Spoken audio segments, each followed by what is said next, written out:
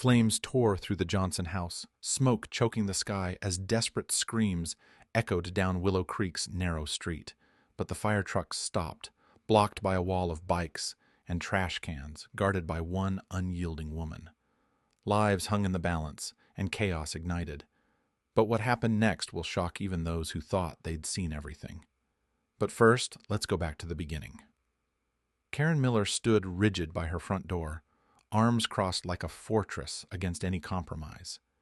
The late afternoon sun caught the icy glare in her eyes, making her look less like a neighbor and more like a sentinel guarding her territory. Around her, the street was a cacophony of panic and frustration. The distant roar of flames licking the Johnsons' roof, neighbors frantically waving and shouting, and the relentless blare of fire engine sirens that should have been clearing a path instead were stifled by an immovable blockade. Her driveway was no accident. The silver SUV she parked there was new, spotless, and deliberately positioned. Around it she'd clustered children's bikes, trash bins, and a strategically placed collection of garden tools, objects that served as physical and symbolic barriers. This was her domain, her line in the sand. To Karen, allowing even an emergency vehicle to partially obstruct her property felt like an erosion of control, a crack in the carefully constructed order she enforced on Willow Creek. She wasn't just being difficult, she was afraid. The authority she wielded as HOA president was her shield against what she saw as chaos. The unpredictable, the messy, the disrespectful.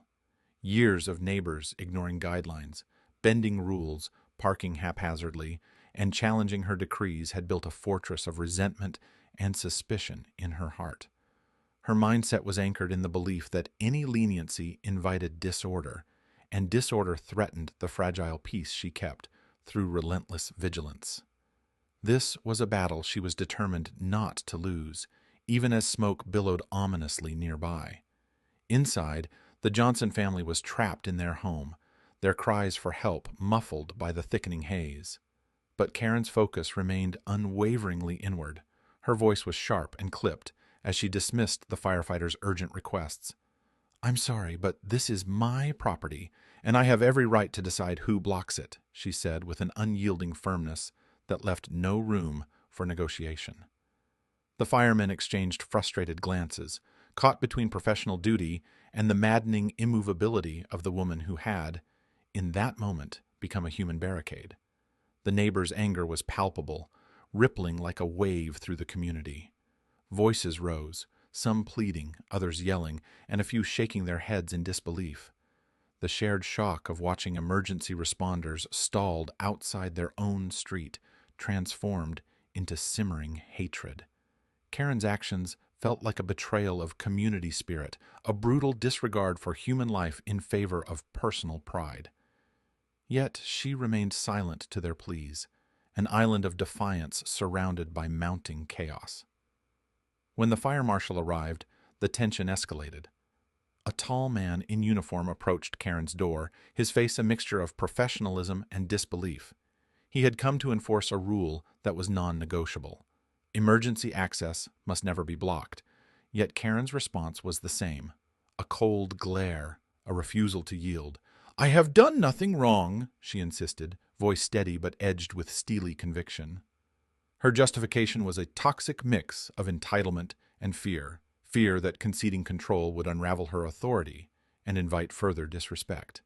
Minutes slipped away, each one stacking pressure and desperation. The fire roared louder, threatening to consume what little hope remained.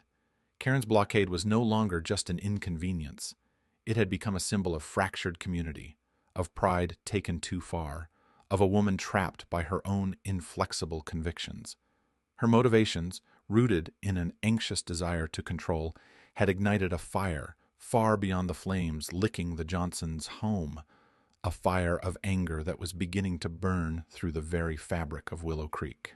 The acrid scent of smoke still clung to the air days after the flames had been subdued, a harsh reminder of the chaos that had erupted in Willow Creek. The Johnson house stood gutted, its charred skeleton silhouetted against a sky still heavy with the memory of destruction. Mrs. Johnson, bruised and bandaged, had been rushed to the hospital. Her injuries severe, but stable. An outcome that, by all rights, could have been far worse. Emergency responders, forced to abandon their trucks at the street's entrance, had slogged through Karen Miller's barricade on foot, their progress slowed, their safety jeopardized. The consequences of that delay rippled through the neighborhood like an electric current, sparking outrage and pain. Karen's name became a blistering epithet, a shorthand for selfishness and cruelty, whispered in hushed conversations and shouted in social media posts. Her phone was a relentless storm of angry calls and searing texts. Letters stuffed into her mailbox accused her of heartlessness and outright negligence. The once proud HOA president found herself cast into the role of pariah, the embodiment of a community's worst fears and frustrations. Yet beneath her icy exterior, Karen's pain was raw and gnawing. She felt the walls close in, her authority questioned, her intentions twisted, her loyalty to the neighborhood shattered by suspicion and contempt. The isolation was suffocating, the voices of condemnation a relentless tide that battered her resolve. The fire marshal's office acted swiftly. Official citations for obstructing emergency access were delivered with a cold finality, underscoring the gravity of her actions. The HOA board, long silent on her more authoritarian tendencies, could no longer shield her. A meeting was convened, tense, fraught with simmering anger and aching disappointment. Neighbors came not just to accuse, but to demand accountability. They spoke of fear that when disaster struck, the person sworn to uphold order had placed personal pride above safety. They recounted how minutes wasted meant nearly losing a life, and how trust had been broken, thread by fragile thread.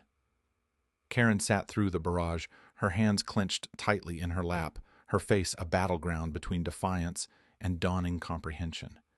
The accusations sliced through the armor she had forged over years, revealing the vulnerability she had buried beneath. For the first time, she listened. Not just to the anger, but to the sorrow etched in every word. The genuine grief of neighbors who wanted safety and community, not a dictatorship. Each story, each plea chipped away at the fortress of certainty that had held her captive. Then came the visit that shifted everything. Mrs. Johnson arrived at Karen's door, her steps unsteady but her gaze resolute. The fire had marked her, but it had not broken her spirit. Her voice, when she spoke, trembled with pain, yet carried an unexpected grace.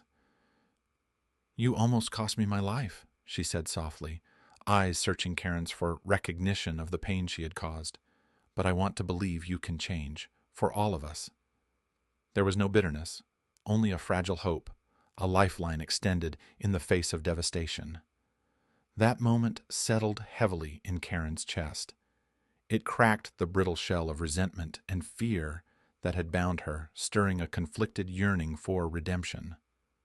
The path ahead was uncertain and steep, lined with the ruins of broken trust. Yet in that quiet exchange, a sliver of possibility flickered, an ember of hope that, even amid the ashes, renewal might take root. Karen realized that control, once wielded as a weapon, could be transformed into a tool for healing if only she dared to reach beyond her pain and listen. Karen's resolve hardened in the aftermath of confrontation and sorrow. The fire's devastation and the community's fractured trust burned deeply within her, igniting a fierce determination to repair the damage she had wrought. This was no longer about defending a rigid sense of control or preserving fragile pride. It was about reclaiming her humanity and rebuilding a fractured neighborhood. From the very first dawn after the fire, Karen abandoned her former posture of defiance and isolation, stepping deliberately into a new role shaped by accountability and service. She began by addressing the very source of the chaos, the absence of clear, enforceable emergency access policies within Willow Creek. Together with a handful of neighbors, some wary, others cautiously hopeful, Karen worked tirelessly with the HOA board to draft comprehensive guidelines ensuring that no vehicle, obstacle, or personal property could ever again impede emergency responders. The rules were precise, unyielding, but also accompanied by educational campaigns explaining their critical importance. Karen understood that clarity and transparency were the only way to rebuild trust broken by her previous obstinance. To deepen her understanding and credibility, Karen approached the local fire department with humility, volunteering for training sessions that immersed her in the realities of emergency response. She learned the exacting protocols firefighters followed and witnessed firsthand the razor-thin margins separating rescue from tragedy. Each drill, each classroom lecture, peeled away layers of ignorance and arrogance, replacing them with respect and empathy. Firefighters who had once regarded her with thinly veiled contempt began to see her as an ally, an advocate rather than an adversary. Karen's transformation became visible at the next community meeting, where the room, thick with residual resentment, held its breath. She stood before the neighbors, voice steady but laced with genuine remorse. "I was wrong," she admitted openly, the words simple but seismic. "My actions put lives at risk. I failed you, and I want to make it right." The apology was neither theatrical nor defensive, just sincere and raw. The room responded not with applause, but with a cautious silence, a fragile first step toward reconciliation. In the weeks that followed, the fractured community began to knit itself back together. The Johnson family, though battered, returned with a quiet strength that inspired collective action. Karen stepped forward again, this time as a coordinator, rallying neighbors for fundraisers to rebuild the burned home. She organized safety workshops that brought firefighters and residents into direct dialogue, transforming fear into understanding, suspicion into cooperation.